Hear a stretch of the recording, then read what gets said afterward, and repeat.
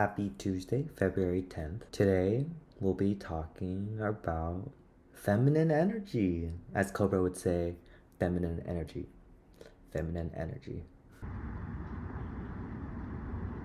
I think I was at a birthday party last week, and one of the person's housemate was a tarot card reader. And so he laid out all my tarot cards for me, and they were pretty accurate. The first one was about identity, which is what I'm going through right now. And he laid out all these other cards, and one of the cards was about feminine energy. I think that intrigued me a little bit because I think what he was saying was to just lean into your feminine energy and see how much joy that will bring you or how much of a change that will bring to you. And so for the last few days, I was just researching about what feminine energy was, because without any research, I just thought that feminine energy was just makeup or just dressing really pretty and just taking care of yourself. And there's a lot more to feminine energy than that. I read two articles. So the first article really got into topic of feminine energy. And this author basically states that feminine energy are moments that are soft, like digging up a handful of soil to pot a new houseplant, letting the afternoon sun warm your face, biting into a strawberry, climbing into clean bed sheets, getting lost in music or poetry. They pretty much sum it up as an energy that creates the ebb and flow of our lives. I think it was this article or it was the next article where they talked about yin and yang, because I guess yin is the female energy and yang is the masculine energy. And so the next article, I pretty much went on to the next article. I'm like, yin as the female energy, I'm very curious about that. And so that's what I dived back into, and it looks like this is what the author said about feminine energy for yin energy.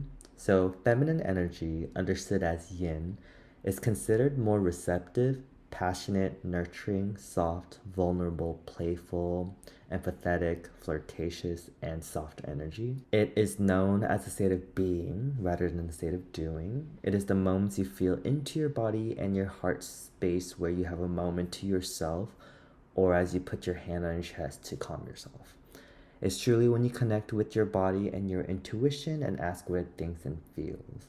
And then it went on to talk about masculine energy, which is understood as yang energy, which is more assertive, focused on direct action, and more solution-orientated, characterized by self-assurance, more structure, self-control, and discipline.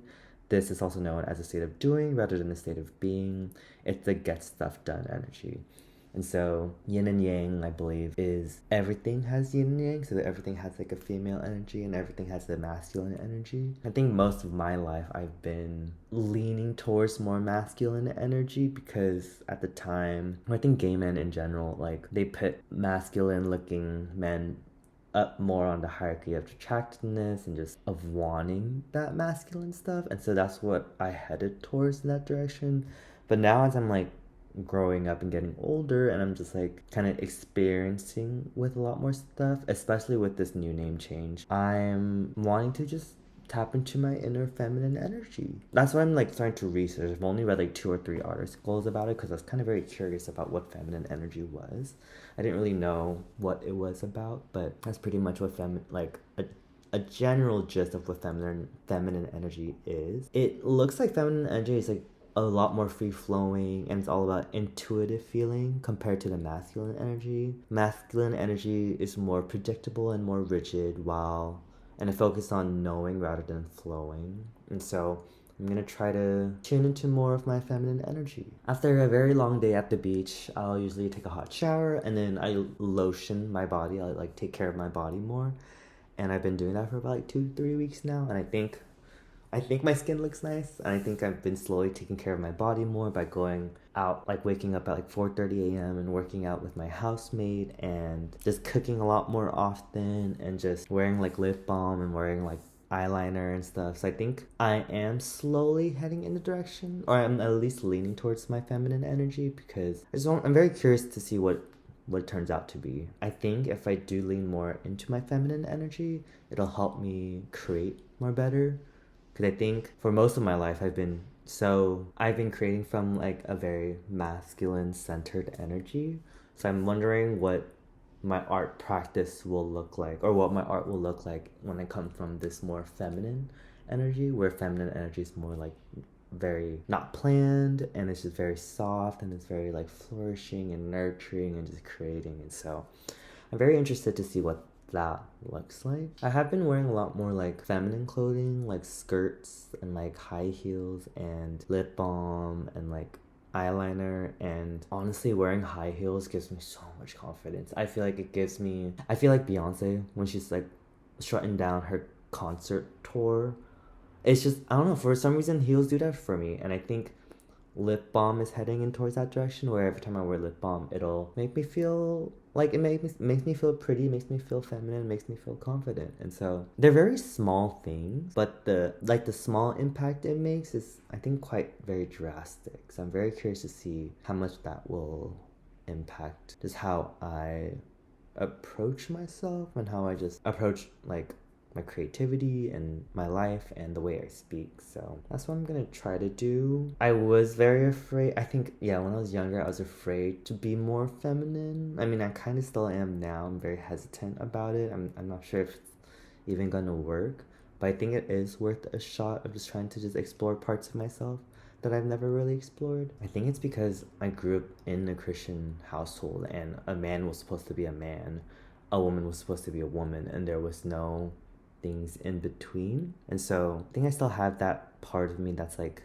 holding me back from actually fully stepping into myself and just trying out new things. And so I don't know, I'm just giving myself some grace, some patience, and some trial and error and some fun to just explore what my inner femininity is. I just want to know who she is, you know? Maybe I'll dress up, maybe I won't, but at least I'll understand or like discover a new aspect about myself, which is kind of very exciting, at least to me. We'll see. I'm gonna try this week. I'm gonna research a lot more about this yin and yang, like feminine energy, and see where that takes me.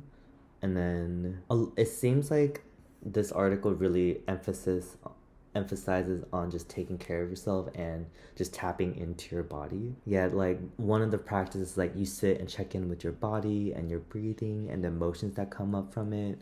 It pretty much will help us move away from thinking with our brain and really seeing the truth in our hearts, which is what I want to explore. So I might start doing that. The author also states that the being with their feminine energy helps them be intuitive and know what is right and wrong and what they are ignoring in their life. They pretty much, it just allows them to slow down, pause, to check in with themselves and start to talk to their heart and how it feels. And the answer is usually experienced through the body rather than the mind. And so all these topics are very new for me. It's just kind of talking to my heart seems like, how am I gonna, like, oh, I'm literally supposed to just talk to my heart.